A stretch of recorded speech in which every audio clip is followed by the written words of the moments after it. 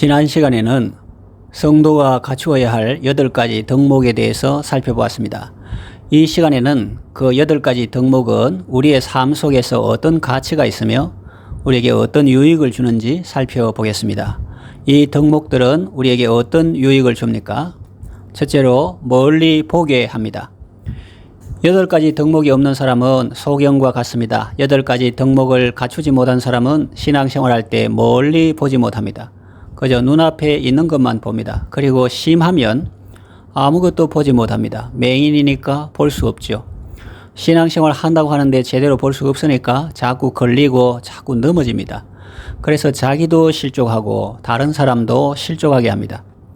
자기가 여전히 죄인인 줄 압니다. 그래서 여전히 두려움에 떨고 있습니다. 자기가 죄 용서받은 사실을 모릅니다. 그러니 자기에게 조그만 빚진 사람을 용서해 주지 못하고 감옥에 넣으려고 안달입니다.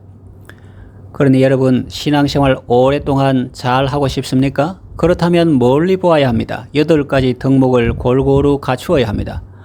그저 한두 해 신앙생활하고 말 거라면 믿음 깃발 하나 흔들다가 그만둘 수도 있고 지식 자랑하다가 그만둘 수도 있겠지요.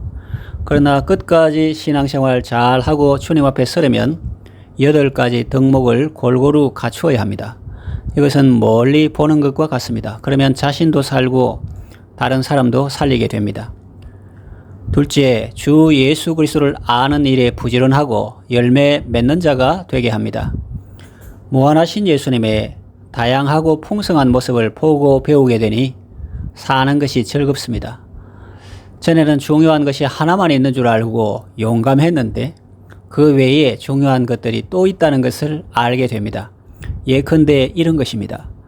믿음이 최고인 줄 알고 곧장 그 길로 내달렸는데 가면 갈수록 주변 사람들이 아파하고 자신도 피곤합니다.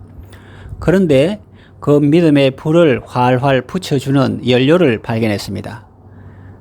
사랑이죠.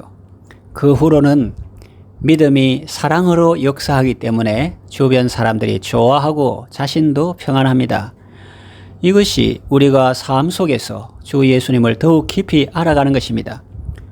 주 예수를 깊이 아는 놀라운 그 은혜, 하늘나라 즐거움이 매일 새롭도다, 그렇게 찬송하죠. 주 예수 그리스도를 아는 일에 게으르지 않고 열매 없는 자가 되지 않게 합니다. 다시 말하면 주 예수 그리스도를 아는 일에 부지런하고 힘쓰며 열매 맺는 자가 되게 합니다. 셋째로 풍성한 생명의 삶을 누리게 됩니다. 주 예수 그리스도를 깊이 알면 그 알은 삶으로 이어집니다. 예수 그리스도를 깊이 알고 제대로 알 때 우리는 은혜와 평강의 삶을 살 수 있습니다. 8가지 덕목을 갖출 때 우리는 비효율적이고 비생산적인 삶에서 벗어나게 됩니다. 우리 주 예수 그리스도의 영원한 나라에 들어감을 넉넉히 너희에게 주시리라고 말씀합니다. 8가지 덕목을 갖춘 성도는 천국에 들어갑니다. 그리고 이 땅에서도 풍성한 천국의 삶을 누리게 됩니다.